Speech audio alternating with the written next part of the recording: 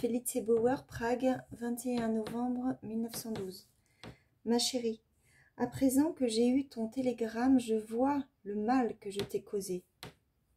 Je t'ai déjà envoyé, à peine sortie du bureau, une gigantesque lettre par express et j'ai oublié dans ma distraction de la donner en recommandé. En voyant ton télégramme, je commence à craindre que cette lettre par express, pour comble de malheur, n'arrive peut-être pas, parce que la poste nous poursuit véritablement, et que la demoiselle de la poste à qui j'ai donné la lettre était très brouillonne et nonchalante. C'est pour cela que j'envoie aussi en hâte cette lettre recommandée, puisque je ne dois pas télégraphier. J'espère que tu les recevras bien toutes les deux et que tu les accueilleras réconciliées et bienveillantes.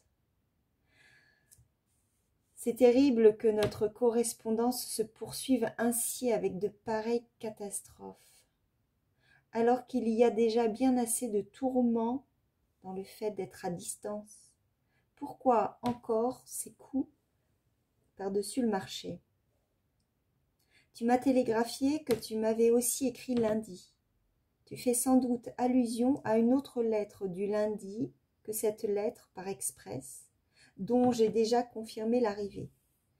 Si c'était le cas, ce ne serait pas seulement ta seconde lettre du samedi, mais aussi cette première lettre du lundi qui se serait perdue.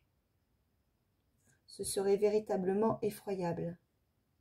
On doit pouvoir faire mener une enquête au sujet de ces lettres, et j'aurais aussi pu le faire au sujet de cette vieille lettre perdue, mais cela ne peut être fait sans que tu sois importuné par l'établissement d'un procès-verbal.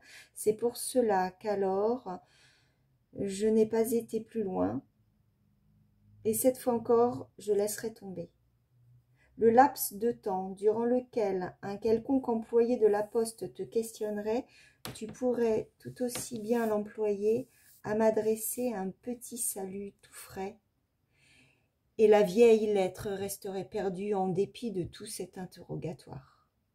Mais ce qui est ennuyeux à présent, c'est que je ne sois pas le seul à être violemment secoué par tout cela, et à ne pouvoir me rétablir que lentement grâce à ta magnifique lettre d'aujourd'hui, et que de très indélicate façon, j'ai pris toutes mes précautions pour t'entraîner dans cette souffrance. Tu m'écriras de nouveau, n'est-ce pas, Franz?